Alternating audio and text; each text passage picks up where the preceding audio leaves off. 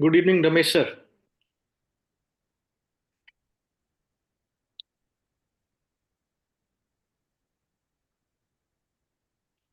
Sir is muted. We are all set.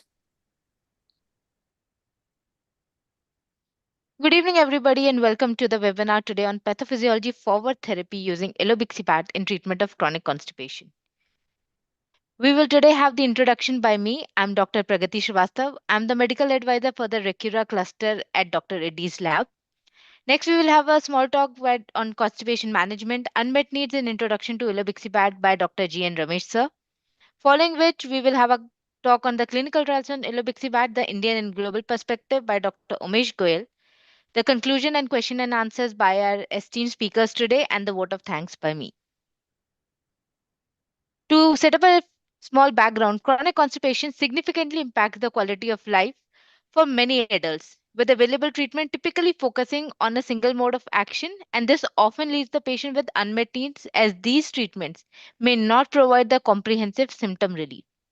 Elobixibat as the first-in-class bile acid transporter inhibitor stands out with its dual mechanism, both pro-motility and pro-secretory properties, thus offering a significant advancement in the treatment. This webinar today will explore why Elobixibat represents a breakthrough in chronic constipation management and how it is backed by the clinical evidence that demonstrate not just its efficacy but also safety in improving the patient outcome. Our first speaker for today is Dr. G. N. Ramesh.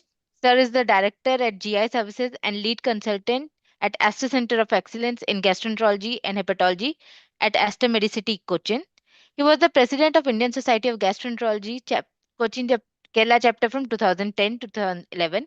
He is the convener of the Cochin Gut Club from 1994 to 2003. He has been the invited speaker for the endowment lecture at the annual meeting of the Association of Physicians of India at Tamil Nadu chapter 2009 in Tiruchirappalli.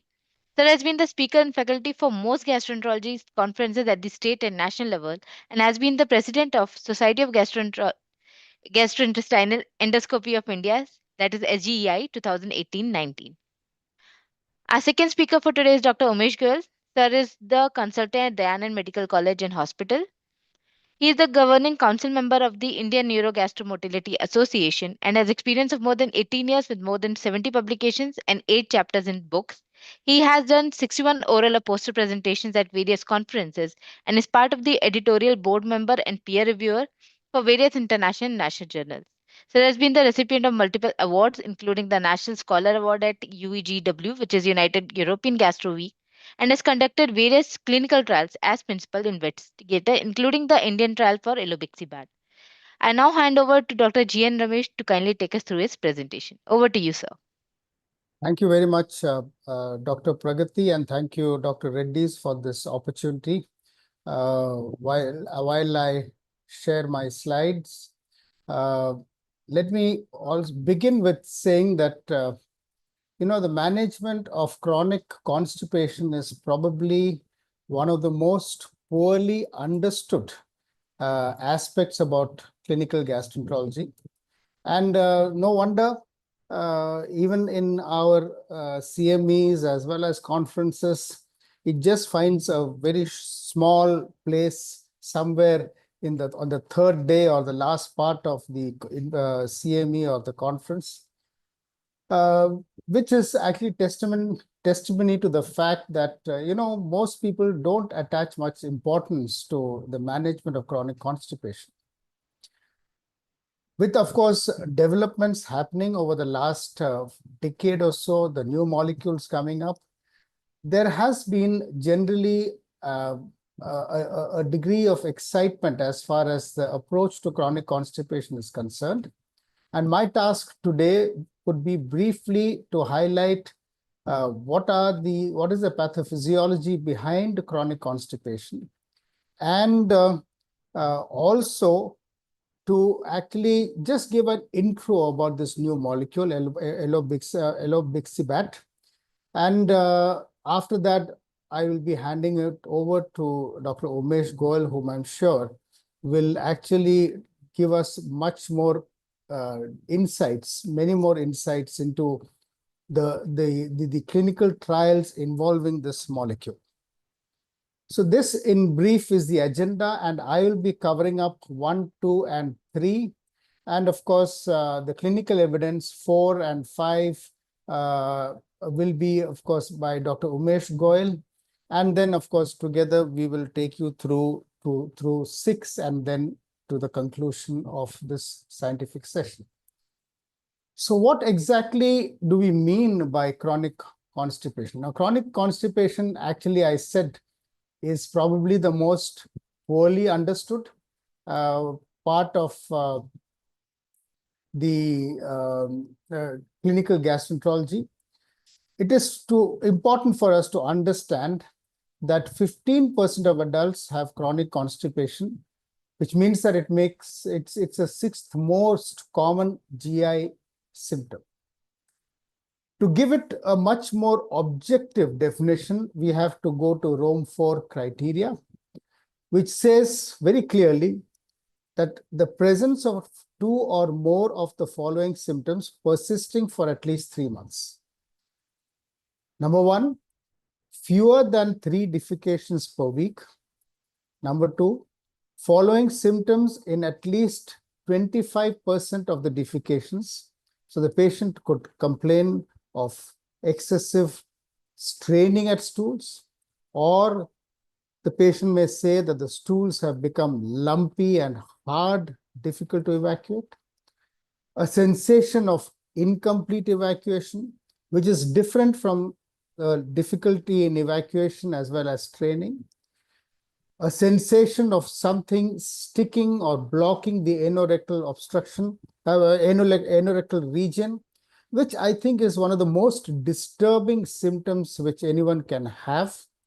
And then, of course, if the patient resorts to manual maneuvers for defecation, for example, digital help or some the use of the hand faucet to sort of give a self-enema in order to defecate.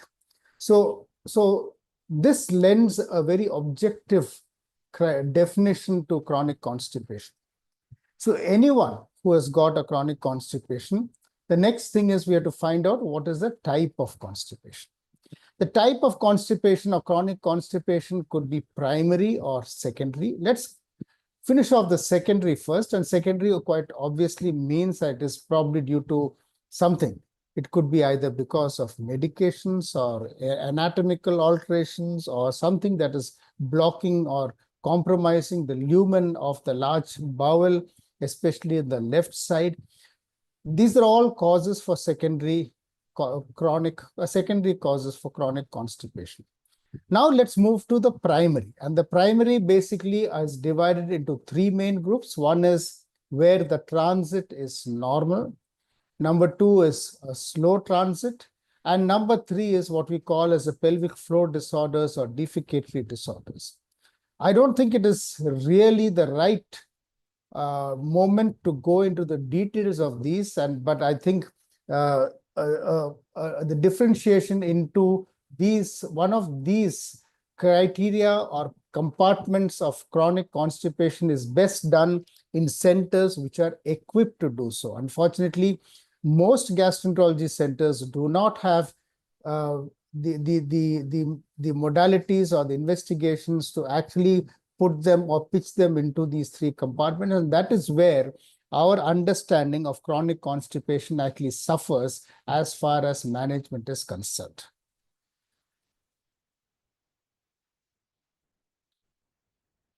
What about the Indian situation? Chronic constipation is a common health problem in India, with about 1 in 10 reporting symptoms of chronic constipation, more common in females than in males, marginally so, 20% versus 12%.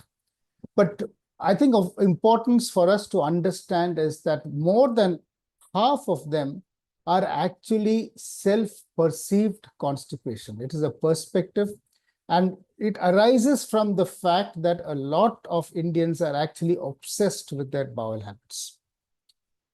A small proportion would say straining at stools, and about 1/4 would say that the evacuation is not complete. Now, 6 out of the 10 patients with chronic constipation have associated systemic comorbidities, could be diabetes, hypothyroidism, or an organic brain disease, for especially the elderly, or a combination of these. So therefore, and these comorbidities may be directly linked to the causation of chronic constipation, and they need to be addressed as when it comes to the management of chronic constipation is concerned. Roughly more than 1/3, slightly more than 1/3 of patients regularly take constipation-inducing drugs. And especially in the area where I'm practicing, a lot of them actually go in for self-administration of Ayurvedic drugs, which actually give them instant relief. Among individuals with chronic constipation, 2/3 are older than 60%. So basically, it is more of a geriatric problem rather than a problem of young age. So what is the treatment goal? The primary goal is to improve symptoms like incomplete elimination of stool and difficulty in passing stool. And the secondary goal is passage of stool at least 3 times a week. Many of our patients, let me tell you, are not happy with 3 times a week. They would want to go and pass stools every day. And the stools must be soft, formed, and without straining. Obviously, the overall goal is to improve quality of life. And many of us who have dealt with patients with chronic constipation would understand and would vouch for the fact that this is probably one of the most distressing symptoms which a patient could experience. Now, with this background of chronic constipation, let me now come to the current treatment landscape. And the current treatment options revolve around 3 categories, or 4 categories, if I may say so. The first line, of course, is the bulking agents, which probably most of us use on a daily basis, and probably it's one of the largest selling brands or largest selling category of agents as far as chronic constipation is concerned. This involves the use of both soluble or insoluble fiber, and the mechanism of action is luminal water binding, which increases the stool volume, softens the stool, and makes it easier for it to be evacuated. But the problem, of course, is that most of these are associated with significant bloating. The second line are the osmotic laxatives, could be lactulose, polyethylene glycol, magnesium sulfate. Polyethylene glycol is probably the safest to use.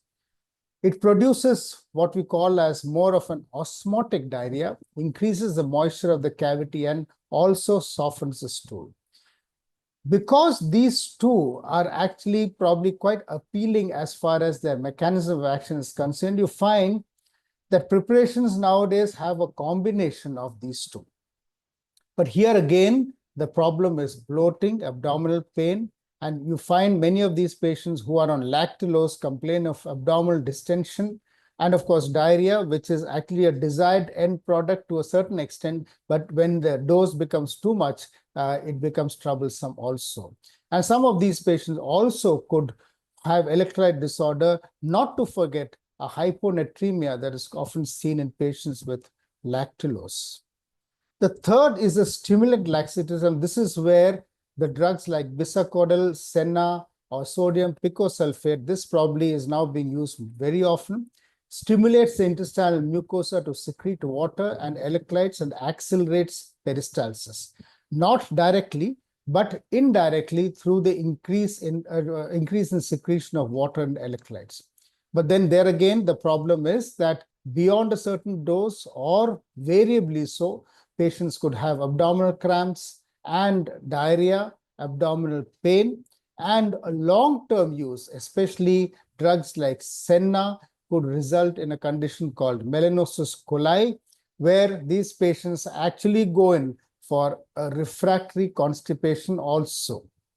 The fourth line, and this is what I mentioned over the last 1 decade, we've had significant developments, could be secretagogues or prokinetics. Secretagogues, classic example is lubiprostone. Prokinetics, the classic example is prucalopride, which of course has gone through generations, and now prucalopride is considered to be safe. Even etopride is also often used by many people. Lubiprostone increases intestinal fluid secretion and softens the stools, but then again, the problem is that this could cause nausea, vomiting, and diarrhea.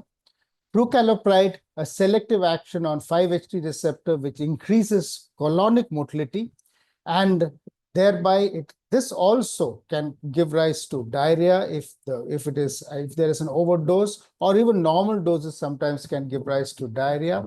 But some of these patients could also have abdominal pain, nausea, and headache. So therefore, I think what is important for us to understand from this particular projection is that we have many options. We have the first line, second line, third line, fourth line. And of course, there are many drugs from which we can do a selection.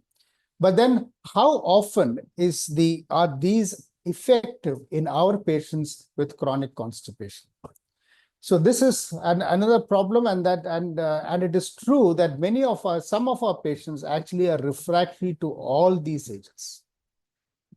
So the treatment of chronic constipation is directed according to the pathophysiology of chronic constipation. And you could have chronic constipation, like I said, because of slow motility, which is low serotonin, where you have pro-motility agents which are useful, prucalopride. You could have chronic constipation because of reduced colonic water and osmotic agents. There, the osmotic agents and secretagogues are useful. Osmotic laxatives, lubiprostone, linaclotide, which will be available with us also, which is available with us now. Reduced bile acids, and here is where the new molecule Elobixibat is actually useful. Basically an ileal bile acid transport inhibitor. And then, of course, the anorectal or the pelvic floor disorders, which unfortunately are resistant to all these. And there actually biofeedback and behavioral therapy is the one that is going to be useful. So therefore, what are the unmet needs in current treatment options? Only about half find the existing laxatives satisfactory. The remaining half are not satisfied with the existing laxatives. Why? Probably because all these have got only one action. But like I said, drugs may be combined, but then the problem with using combination is that you are actually making the patient more susceptible to the side effects of the drugs also. There is also a concern about long-term safety and adverse events, especially in elderly and comorbid. And as I said, 60% of our patients with chronic constipation are actually elderly more than 60 years of age. 53% of patients discontinue constipation medications because they experience diarrhea in the process. They would rather not try to juggle with the dose, they will stop it completely. And of course, it is associated with some of these drugs are associated with a lot of other problems like suicidal thoughts, self-injury, or worsening depression. And compliance. Long-term laxative use may cause tolerance, and invariably you find patients who are happy initially with the drug that you've given or the preparation that you've prescribed, but they come back after a month, 2 months, or 3 months saying that the drug has lost its effect. And therefore, we need to then switch over to some other medications. Now, what about this new drug? As I mentioned here, all the existing drugs or the drug categories had only one action. Here is a drug which has got a dual action. What is a dual action? Elobixibat induces colonic motility, which is a pro-motility, and also induces fluid secretion. Therefore, it is fast, it is sustained, it is safe. It can be considered to be a breakthrough in the treatment of constipation with dual action of mechanism, approved for marketing in Japan in 2018. And it was developed by Albireo AB, who licensed it to Ferring Pharma for further development and marketing. The novel first-in-class partial ileal bile acid transport inhibitor with trials showing efficacy in treating chronic constipation. I'm sure Dr. Umesh Goyal is going to deal with this. Acts locally in the lumen of the gut, exerting a dual action while increasing the desire to defecate. And the starting dose is 10 milligrams once daily before meal for 1 week. Maintenance dose titrated based on the patient's symptoms in the second week, but the maximum daily dose is capped at 15 milligrams. This mentions what exactly we mean by the dual mechanism of action.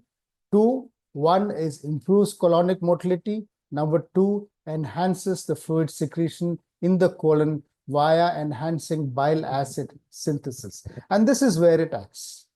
And this is important for us to understand that in patients, of course, who do not have this part either because of surgery, probably, theoretically, it may not be all that effective, but that's a matter for a separate session.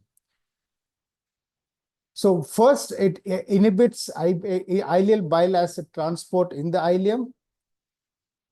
It reduces the bile acid reabsorption into the bloodstream. This is how it does. And what happens then, of course, is the increased bile acids in the colon, increased colonic motility, and increased colonic secretion results in increased bile acids in the colon, which boosts motility as well as secretions, and therefore results in enhanced bowel movement. The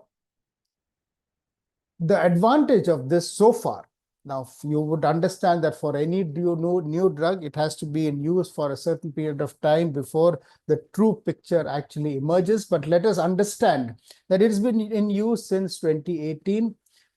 Lower systemic effects because it is not absorbed. No drug resistance, so patients who respond initially are likely to remain responsive to the drug for a long period of time, and it does not bring about any changes in the gut microflora. And these are all the advantages of Elobixibat. And additionally, it does not induce any drug resistance and does not cause any significant changes in drug. So this basically underlines the significance and the advantage of this particular molecule. It is primarily eliminated through the feces with only 0.01 excreted in the urine. So therefore, it is not, for all practical purposes, it is not really absorbed into the gut, into the system. Now, where do we place it is a question that we'll discuss it soon after Dr. Umesh Goel's presentation.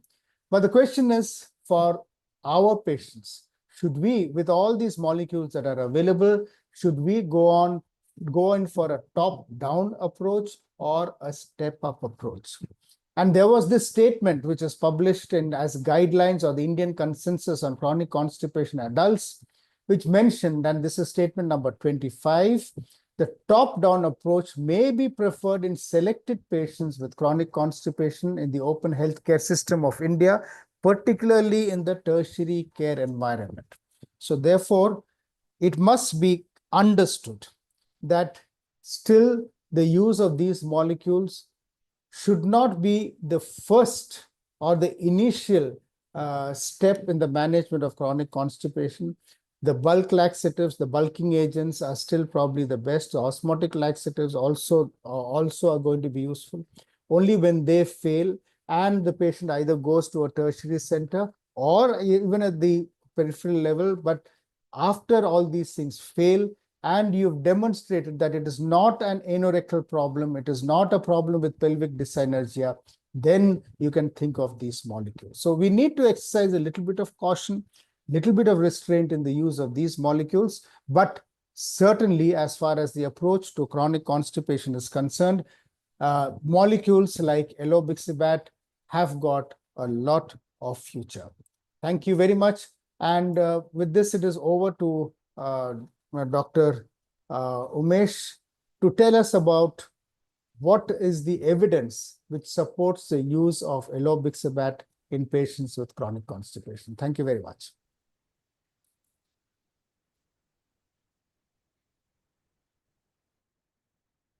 Thank you, Dr. Ramesh sir, for an excellent overview of the chronic constipation and also telling about the new molecule and its mechanism of action.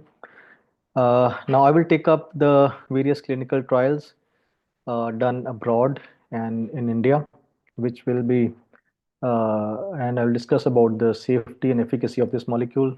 How is it behaved in the Western population? Actually, not Western, it's more of Japanese population. This drug, as discussed, was is a Japanese molecule basically, and multiple trials have been done there. And the recent trial, the phase 3 trial, was conducted in our country. So to begin with, I'll take up the two landmark Japanese trials. The study one was a randomized double-blind placebo-controlled trial in which enrolled 69 patients with chronic constipation meeting the Rome 3 criteria. And as it was the first trial, so it was for a 2 weeks period, and the dose used was Elobixibat of 10 mg per day versus placebo. And the primary endpoint of all these trials are the is mainly the spontaneous bowel movement. So SBM means a spontaneous bowel movement, and CSBM means complete spontaneous bowel movements. And the secondary endpoints of most of the trials are the type of stool form according to the Bristol stool form scale. I'll be discussing those. So study two was a larger study for a longer period. It enrolled 340 patients with chronic constipation, and for 1 year period they were followed up, and it allowed the changes in dosing of Elobixibat ranging from 5 to 15 mg per day depending on the symptom response, and how and when to change the dose also I'll be discussing later. And also there was a better coverage of the type of ADRs, the type, severity, and incidence of years, as it has a pretty long follow-up of 52 weeks. So if you see on the left panel, in the study one, the patients who had their first SBM within 24 hours was up to 86%. That is a pretty very good number. And up to 46% patients had complete spontaneous bowel movements within first 24 hours of the first dose. And the median time for first spontaneous bowel movements was 5 hours, and the median time for first complete bowel movement is 9 hours. These timings are important, and we'll see what were the timings in our Indian patients, because with these timings only we can time the drug when we want to give during which part of the day. Right hand of the panel, we see then what happened during the second week. The response increased. It is not that the response settled down. In the second week, response was better in the Elobixibat arm. And also the next important thing is what the other study showed, the 52 weeks follow-up, that initial response peaks up within 1 to 2 weeks, and then the response is sustained very well over the next 52 weeks. That means there is nothing like tolerance happening with this drug. The drug keeps on working week after week, and the effect was almost the same as seen by the SBMs and the CSBMs over 52 weeks. So that is again a pretty good information regarding this drug, that the effect is not lost over time.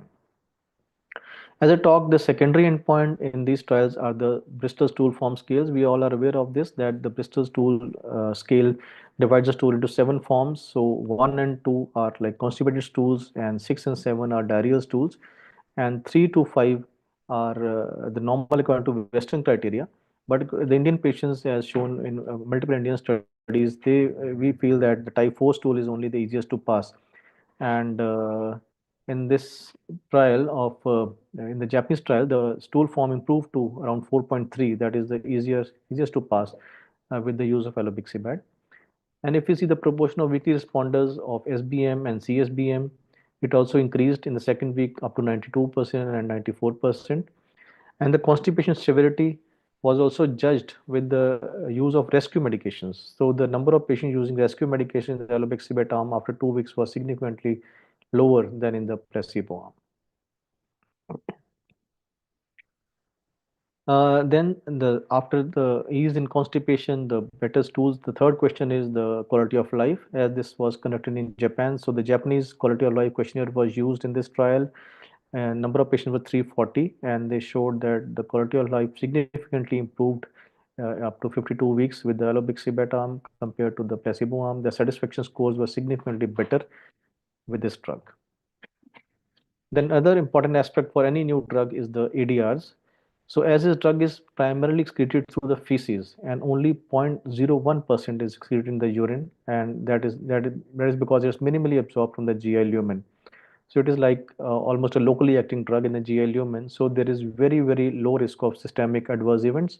That was shown very clearly in this trial. And the most common areas only what happened is actually diarrhea and pain. So diarrhea actually is a very good sign for such patients who are chronically constipated. We see patients daily who complain that they don't empty the bowel more than 2 times a week, and once they have diarrhea, they feel so relieved actually.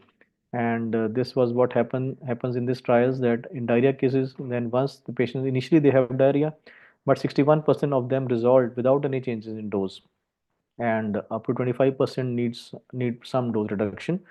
As far as pain is concerned, some patients do experience crampy abdominal pain, but that also subsides gradually. And there were no deaths or no severe adverse events in these studies lasting up to 52 weeks, so confirming the long-term safety of the drug. Coming to the Indian data, so it was a phase 3 randomized placebo-controlled trial. So neither the patient nor we were knowing what we are giving to the patients, and they were randomized by a central allocation agency. And in this total, 76 patients were enrolled in the Elobixibat arm and 74 in the placebo arm. And this was conducted in multiple centers. So in this, if we see the weekly SBMs increased significantly better than placebo, that is the weekly spontaneous bowel movements were 3.8 in the Elobixibat arm, and the number of patients achieving complete spontaneous bowel movements were in 1 week also were significantly higher in the Elobixibat arm, showing that this drug is efficacious equally in Indian population also. And more patients had SBM within 24 hours, that is 51 compared to placebo. And also the time to SBM was much shorter in the Elobixibat arm, that was around 11.2 hours. So that in our Indian patients. So as you might be remembering, the Japanese data, the SBM time was around 5 to 8 hours, but Indian patients are up to 11 hours. Another good point, again, that Indian patients also did not have major adverse events. There was no severe adverse events, no deaths, or no other hospitalization required with this drug.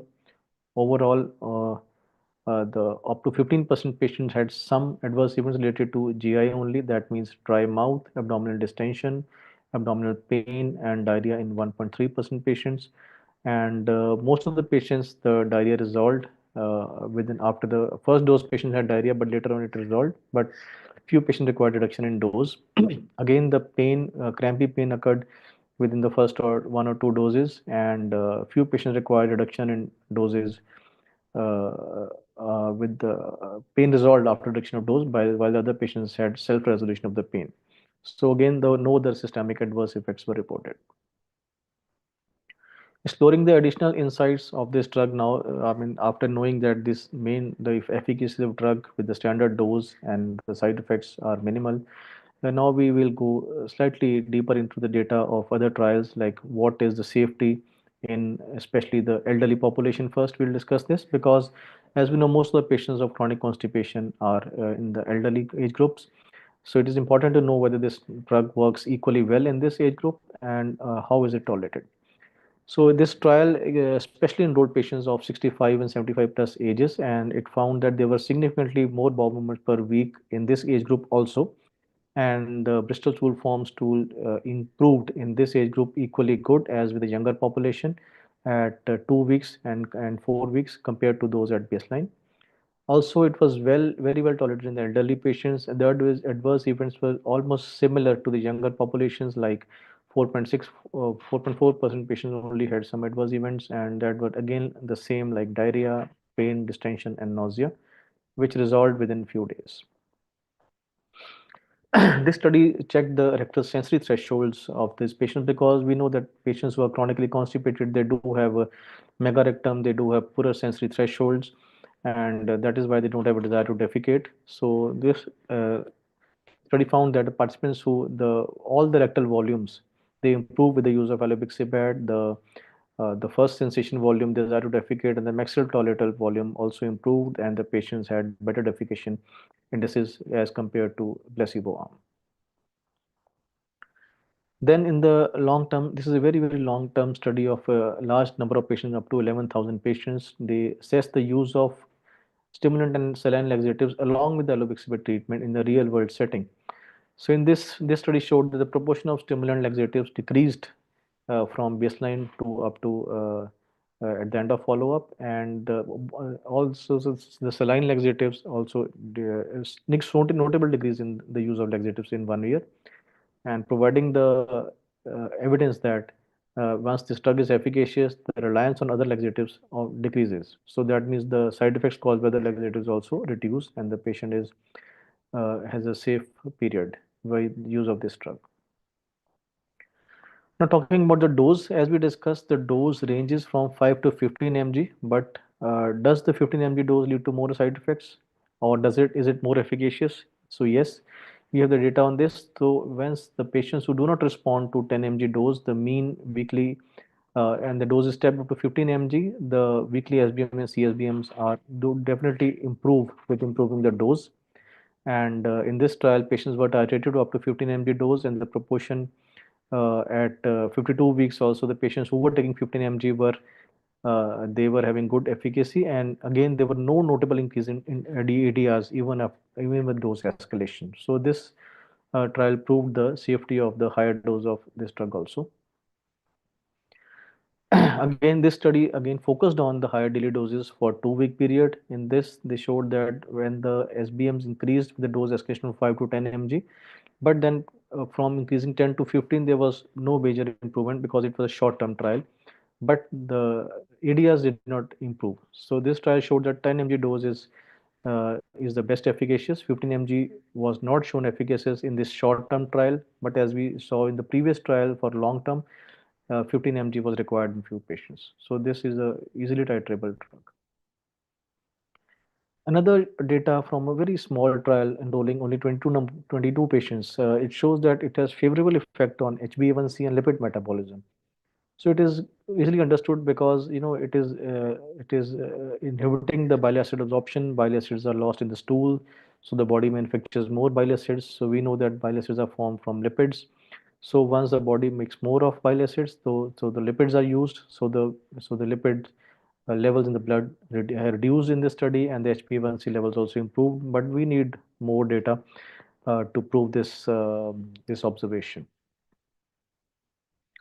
So coming to now the comorbidities. So besides the elderly age, we know there are multiple other issues in patients with chronic constipation. Most of them have diabetes, some of them have CKD, renal failure.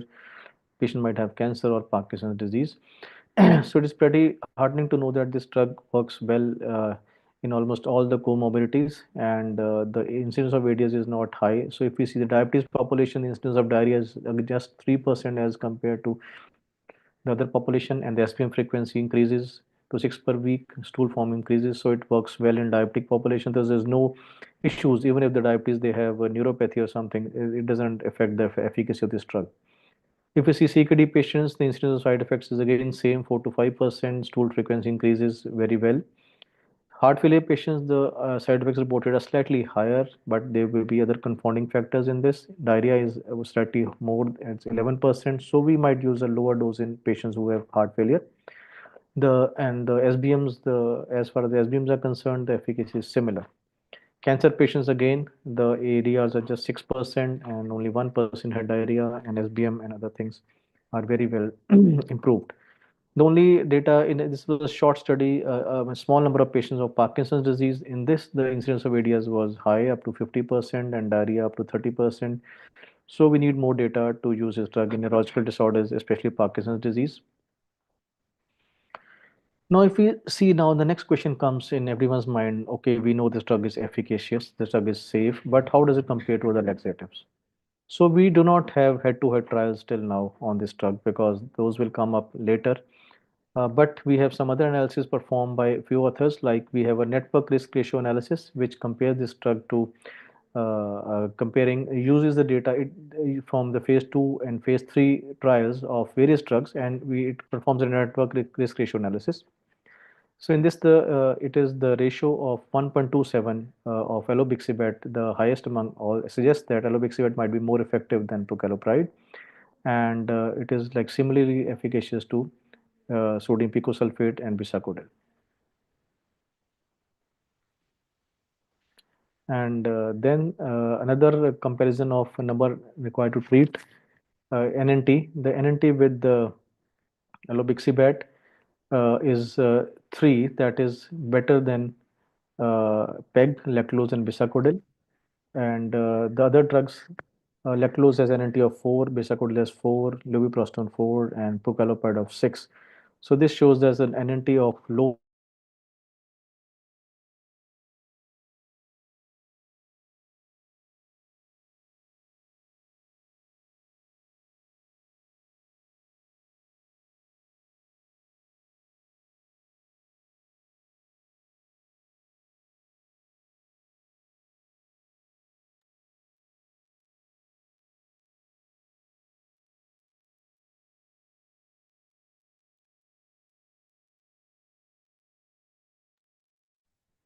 frequency of I think Dr. Umesh Goel is having a bit of a network issue. Yeah. Yeah, so can we just give him like 2 minutes to get back? So, So, Dr. Ramesh, by the time he comes back, can you give us a little bit feedback on your usage of Elobixibat? well, this is a molecule that has just come into the market, so it's still early days as yet. But I think uh, the the scope of use of this particular molecule. Hello. Yeah, Umesh, you Yes, could Sorry, continue. my connection was lost. yes, sir. Am I Yes, audible? sir. Yeah. Yes, sir. So You are. I think I was on this slide when it was lost. Just a moment. Just a moment. This one, It's still Dr. Pragati? no, sir. It was on the NNT slide, sir. The previous one more before that. Okay, okay, fine, fine. Right. Sorry, Yes. I didn't came to come to. Okay, so okay, now coming to this, so I'll just straight away come to this now. Okay, I'll just have three more slides to show. I'm comparing the Elobixibat with other drugs. Just a moment. Yeah. So if we see, in this slide compare all the features of these drugs. So if we see the locally acting drugs are lactulose, sodium picosulfate, and Elobixibat is again locally acting drug, as we saw in the last slide. Pucallopide is systemically absorbed, even with other drugs are absorbed. Tolerance occurs with magnesium, milk magnesia, PEG, and picosulfate, and also with lactulose, but it does not occur with Elobixibat. Well, there's no long-term data for picosulfate to suggest its tolerance or not. Electrode imbalance occurs with almost all the laxatives used. Procalopride, again, we don't have data on that, but it surely does not occur with Elobixibat because we have data of 52 weeks with no electrode imbalance as such. Safety in elderly, we don't have data for lactulose or milk or magnesia. PEG is safe in elderly, but not in CKD. And we don't have data for pecalopride. We have data for Elobixibat. It's safe in elderly, as we saw multiple studies, especially on elderly. Diabetic safety, cardiac safety, renal safety are discussed. This is a drug which has been proved to be safe in all these situations. Pain, yes, it is a feature of almost all the laxatives. Elobixibat patients do have pain, but for few days only. Lactulose patients don't complain of pain, but bloating is common with lactulose, very common, and picosulfate and procalopid all cause bloating. So here comparing the other features like drug-drug interactions. So laxatives, some of them have few interactions with diuretics, antibiotics, etc. While only one study on Elobixibat showed small effect, inhibitory effect on peak glycoprotein, which might be we need to see it in larger studies. If you compare the efficacy, as we discussed in the previous slides, so it has 92% SBM per week, which is the highest among available data among all the other laxatives. So if you see the time to for SBMs, it is 86%, and long-term safety, 52 weeks data is again not available for almost any other laxative.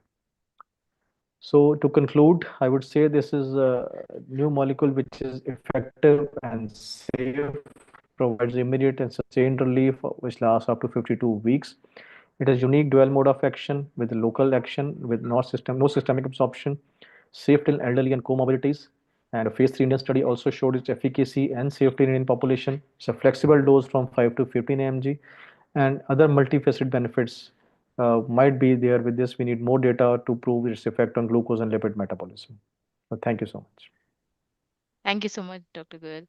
Dr. Ramesh, we can just continue with your feedback on the molecule before we move on to the Yeah, question and so answers. so I think Okay. what I said was it's still early days as far as this molecule is concerned. Um, very objectively speaking, what are the uh, patient categories where this molecule would be useful? Number one, of course, because of the fact that it's been found to be safe, especially in the elderly patients. a significant proportion of our patients who come to us with chronic constipation are those with either neuromuscular disorders or something like vertebral disorders, or even cardiac problems. Now, in these patients, the usual laxatives may be a bit difficult, or maybe the use of the conventional laxatives may be associated with uh, some side effects. So therefore, in this group of patients, I think um, the use of this molecule, Elobixibat, should move up the ladder and should gain a little bit of priority. The second group of disorders where this molecule is being used is refractory chronic constipation. As I mentioned, around 50% of patients respond satisfactorily to the conventional laxatives, be it bulk or osmotic. But that still leaves behind close to 50% who are still not satisfied with the available conventional laxatives. Now, it is in this group of patients where Elobixibat may be useful, but I think it will take some more time for us to start using it or pushing it up the ladder, the treatment ladder, as so to say, for patients with chronic constipation. For the time being, I perceive that we should be using it uh, more commonly in patients with neurological disorders, cardiac disorders, or the very elderly patients. Thank you, sir. So, Dr. Umesh, one more question is a very frequent question which comes to us is, what kind of constipation do you think Elobixibat will be best at? Because theoretically speaking, it should be for both normal transit and slow transit. But in real world, which one do you think will fit more for Elobixibat? No, definitely. I mean, it depends on the setting where we are working. So, in like a tertiary care center, when a patient comes to us, as Dr. Ramesh has told, they have already taken almost all the laxatives available in the market and they have come to us. So, we need to qualify the type of constipation the patient is having. So, with I mean, at most of tertiary care centers, we have a colonic transit time study and inorectal manometry if required. And with both these tests, we can easily put the patient into classify normal and slow transit constipation or dysenergic. Yeah. Obviously, in dysenergic, no laxative will work. We need a biofeedback therapy. But in slow transit, yes, prucalopride and elobixibat, both drugs would work very well. In a normal transit, also, I think it's worth trying. So I would say in both normal transit and slow transit, this drug should be used. And again, adding on to the comment of Dr. Ramesh, that yes, the classes which he described as elderly, diabetes, and all those patients are in this drug is to be used. I mean, more in the front line because we know it's pretty safe. It does not cause any systemic side effects. But I mean, why to not use in again younger people also? Because now since the drug has been launched, even we have so many young people age I mean between 30 to 50 years of age who again have failed. I mean, bulk and osmotic laxatives, yes, they work in 30 to 50% patients. Adding other drugs like lubiprostone, prucalopride, which are available in the market, we saw the again maybe 60 to 70% patients might be helped, but again 30 to 50% patients are left who do not respond to all the available drugs. And even if they are now, they all will get a chance, and we are getting a chance to treat those patients with this drug. And I mean, after the trial, now the real world data, what I'm seeing is almost I mean, I would say more than 90% people have responded to this drug since the Hmm. time I'm using it, since the last 2 months. And those are of mixed age and mixed comorbidities, and the response is to very good and no ADRs, obviously. Thank you, sir. So, Dr. Ramesh, would you prefer to use it as a monotherapy or as an add-on therapy? And if it is an add-on therapy, what other drugs do you usually use with Elobixibat? Well, as I mentioned, if you look at the two categories, in patients who got a neurological problem or a cardiac problem or elderly or geriatric patients, I think I would probably prefer to use it as a monotherapy. Mhm. But in patients, the second category, which we did mention and we did agree, 50% of them would be expected to respond quite well satisfactorily to the conventional laxatives. For the time being, I would probably just use it as an add-on therapy in case they are refractory to the laxatives. If I find that the results are good, I would probably then take them off the conventional therapy and then continue with Elobixibat. Um, um, the future, as I see it, is basically if I would say that roughly around 60% of our patients with chronic constipation will probably be on Elobixibat finally.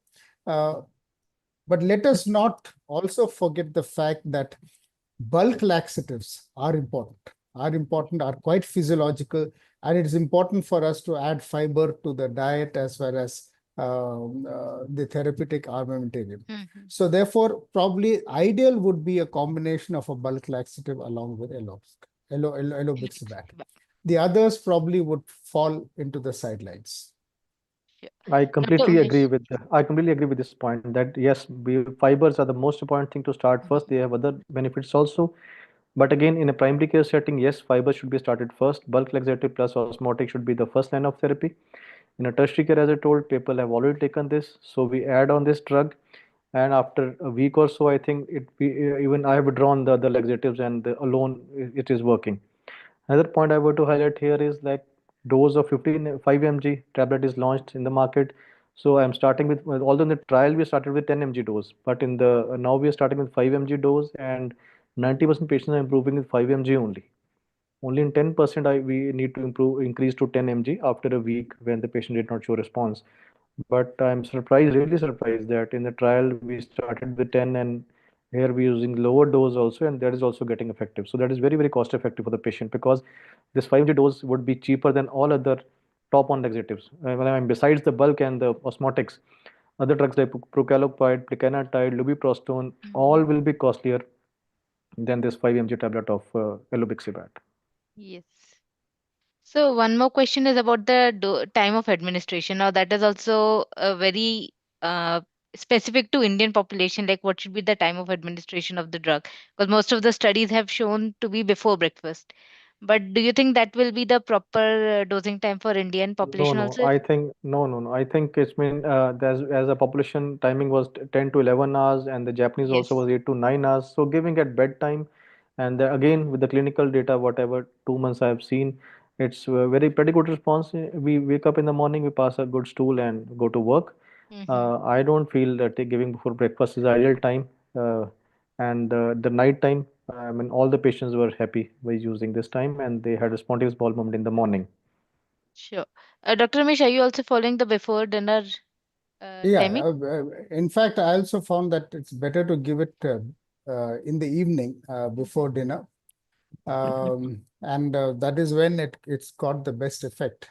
The most physiological way of using this molecule is to give it in the evening before bedtime, before dinner. For dinner.